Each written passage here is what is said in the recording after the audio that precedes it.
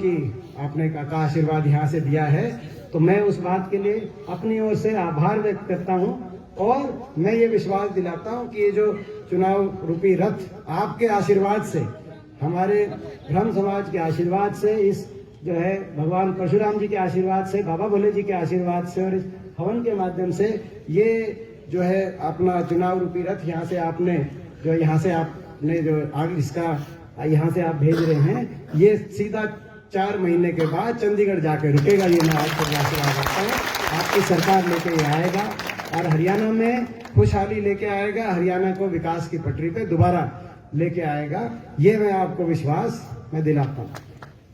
आपको पता है कि मैं ये भी बात कहना चाहता हूँ कि जो चुनाव है, मैंने जो चंडीगढ़ बात कही है उस बात के आप मतलब अर्थ समझ गए होंगे।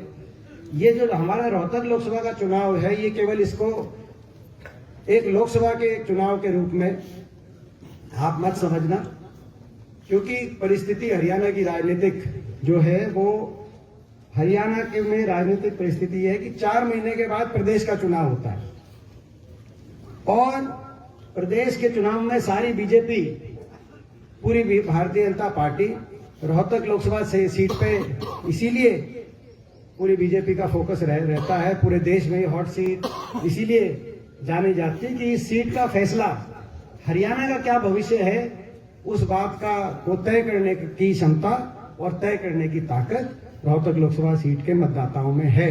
यहाँ से आप जो नतीजा दोगे वो नतीजा केवल दिल्ली तक नहीं रुकेगा, यहाँ से जो आप नतीजा दोगे वो चंडीगढ़ जाएगा। ये ताकत आप लोगों में, तो ये लड़ाई है।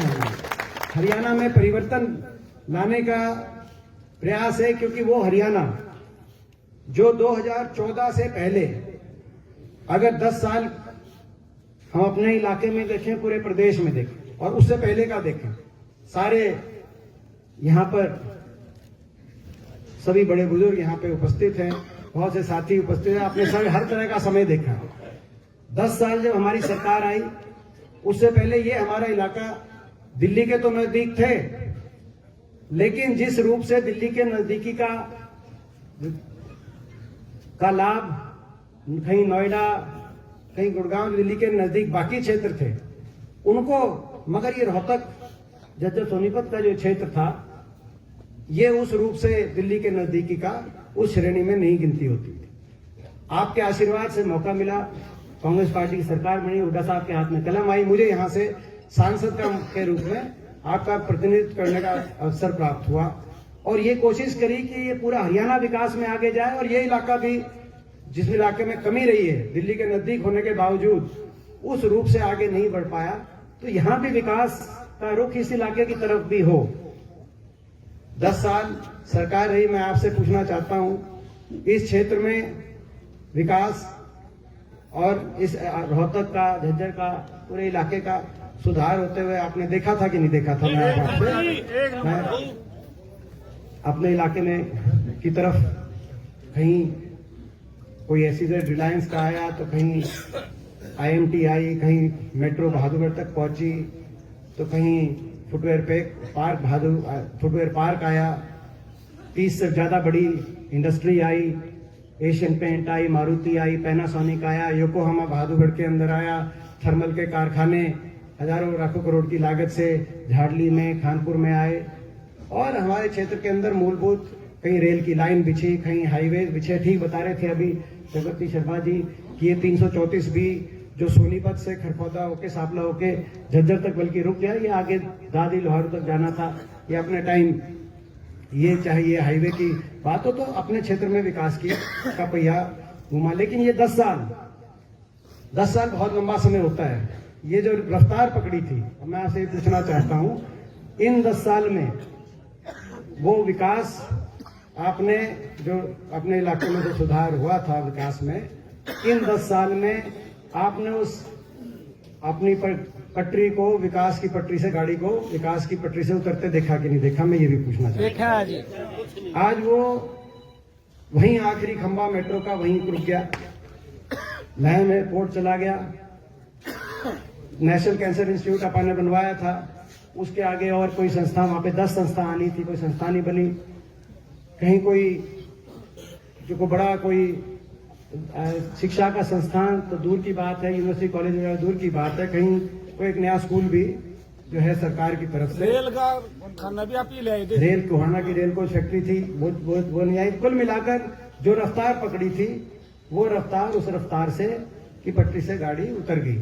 और अब ये मौका है, पिछली बार बहुत नजदीकी रह गए थे, चुनाव जब हुआ 2019 का, बीजेपी ने नारा दिया 75 पार का, क्योंकि लोकसभा में बीजेपी जीत गई, और नारा दे दिया प्रदेश में खट्टर साहब ने कि बीजेपी जाएगी 75 पार, और दुष्यंत चौटाला ने नारा दे दिया बीजेपी को करो जमुना पार। मगर इलेक्शन होते ही दोनों बन गए पक्के यार। और हरियाणा में इनकी बन गई सरकार, और इनकी सरकार बन गई तो बहुत थोड़े से कसर रह गई थी कांग्रेस में और बीजेपी में। 3900 वोटों का फर्क प्रदेश में, इतने बड़े प्रदेश में 3900 वोट और कांग्रेस की ज्यादा आती तो आपकी सरकार। और वो जो है फर्क अगर यहां से लोकसभा में रोहतक में अगर जो है यहां से फैसला कांग्रेस के हक में आता, आपके हक में आता, तो इतना हौसला होता। हम भी जब ये यहां से जब नतीजा आया, तुम जब निराशा हाथ लगी तो उसमें दोबारा उठते उठते 2-3 महीने तो हमें लग गए। अब जो है कि भाई चलो भाई, तो कहने का मतलब ये है कि वो सरकार दोबारा से खट्टर साहब की रिपीट होगी। लोग नहीं चाहते थे ना, तो लोकसभा चुनाव में 80 सीट पे बीजेपी आ गई थी और विधानसभा में 40 पे आ गई, तो लोग तो नहीं चाहते थे दोबारा से जो है सरकार रिपीट करना प्रदेश में। लेकिन जो है उन्होंने समर्थन लिया जेजेपी पार्टी का, सरकार बन गई। 5100 का पेंशन का वायदा दिया, आज पेंशन तो आई नहीं, बाकी क्या क्या किया वो किया, आपके मेरे को बताने की जरूरत नहीं है। कहा कि 5100 का पेंशन है और फैक्ट्री में 75% हरियाणवी नौजवानों के लिए रिजर्वेशन है, ना तो 5100 का पेंशन का इन्होंने वायदा पूरा किया। और फैक्ट्रियां छोड़ो, 5 साल तक जितनी भी भर्ती निकली, जो भी लिस्ट निकली है, उन लिस्टों में किसी 75% बाहर के नौजवान हरियाणा की लिस्टों के अंदर आ रहे हैं। कोई एक भी लिस्ट ऐसी नहीं आई, बल्कि 75% से ज्यादा बाहर के नौजवानों को अपने हरियाणा की लिस्टों के अंदर आखिरी साल में ग्रुप डी की निकाल देते हैं।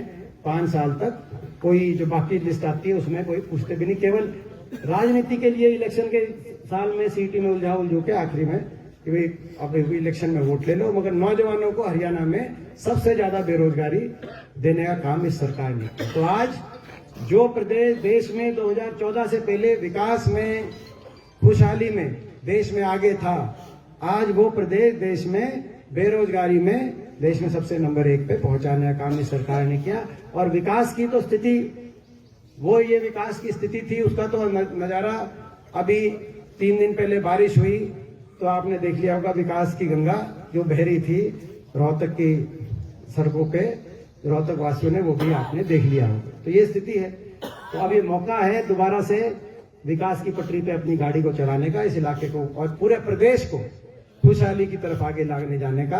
तो मैं आप सबसे पूछना चाहता हूं, ये मौका चुकोगे तो नहीं, मैं पूछना चाहता हूं।